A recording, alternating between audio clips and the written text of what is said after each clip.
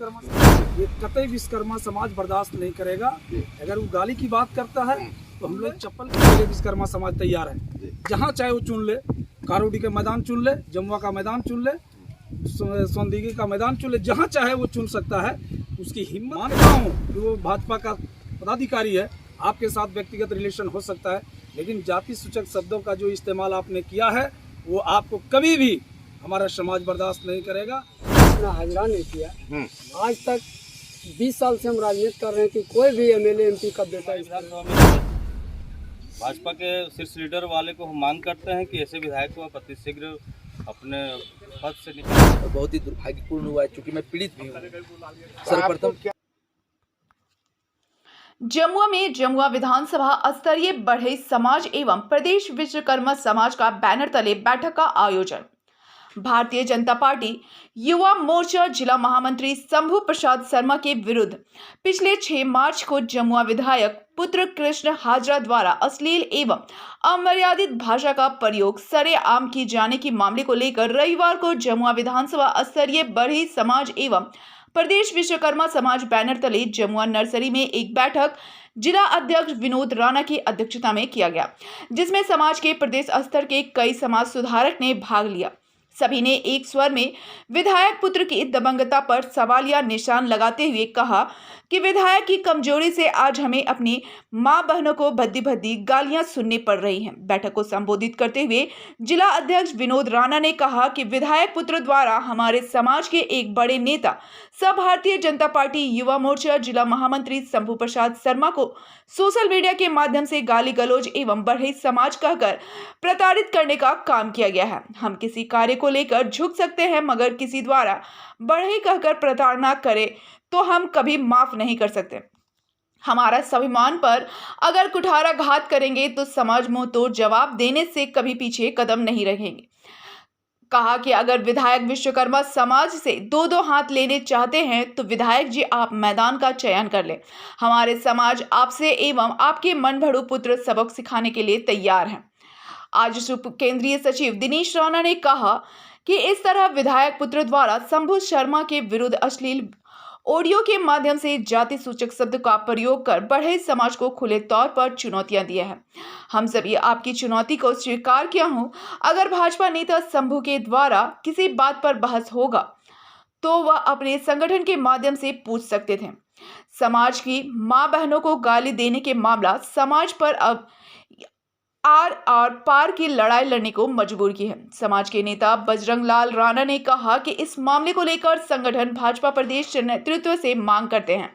जमुआ विधानसभा में बढ़ई समाज की 40,000 वोट हैं और आपके विधायक पुत्र द्वारा समाज के नेता सह युवा मोर्चा महामंत्री को गाली गलौज किए जाते हैं। यह विधायक कहलाने लायक है।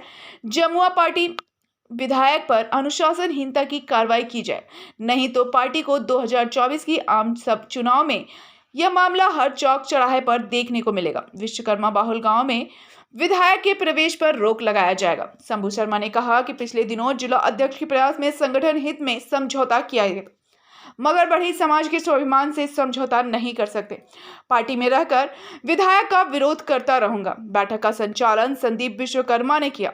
मौके पर कामेश्वर विश्वकर्मा, प्यारी राणा, रवि राणा, गौतम सागर राणा, रामचंद्र राणा, दिनेश कुमार राणा, उमेश राणा, अमृत राणा, रविंद्र राणा, भागीरथ राणा, सुखदेव राणा, किशोर राणा आदि मौजूद थे।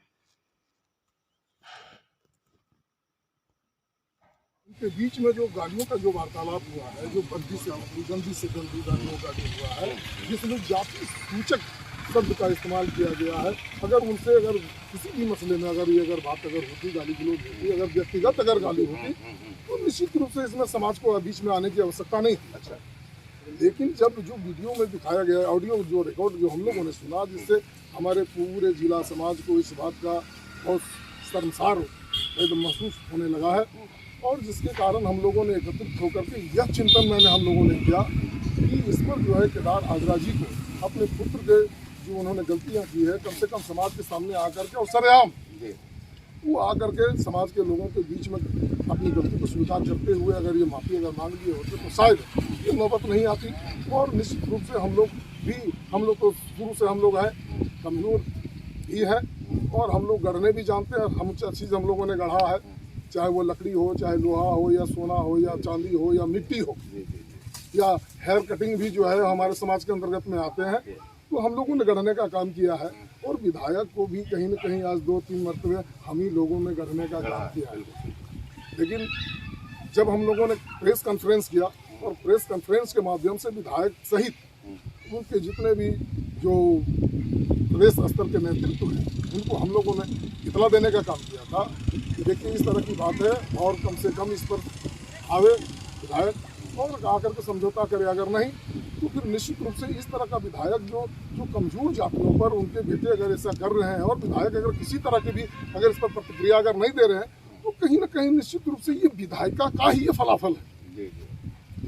तो कुल मिला जुला करके अभी तक इस तरह की किया गया भद्दी गाली, वो हमारे समाज के ही नहीं बल्कि पूरे समाज, हर जाति लोग भी देख रहे हैं।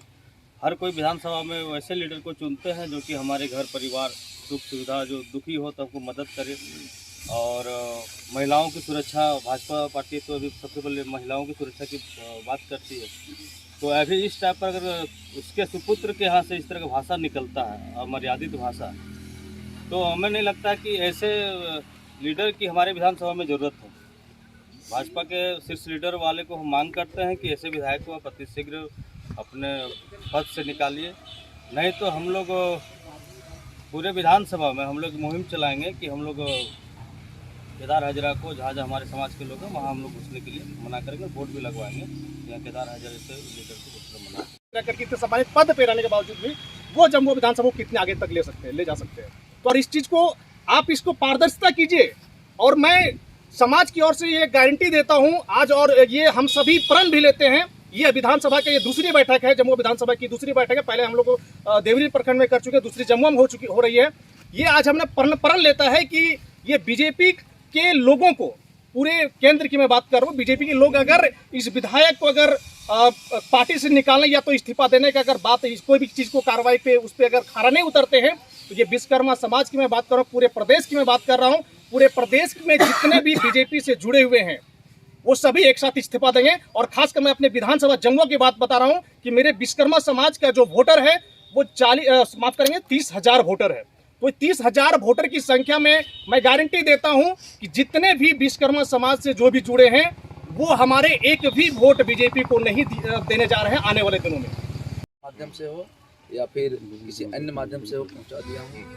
अब निर्णय पार्टी पर निर्भर करता है कि वो किस तरह की कार्रवाई करते हैं और किस तरह से, क्योंकि मैं भारतीय जनता पार्टी के साथ साथ एक आम जनता भी हूँ, एक आम वोटर भी हूँ, और मुझे भारतीय जनता पार्टी के नाते भले दुख नहीं हो, लेकिन आम वोटर और एक सामाजिक व्यक्ति के नाते निश्चित तौर पे दुख हुआ है और बहुत ही दुर्भाग्यपूर्ण हुआ है, क्योंकि मैं पीड़ित भी हूँ।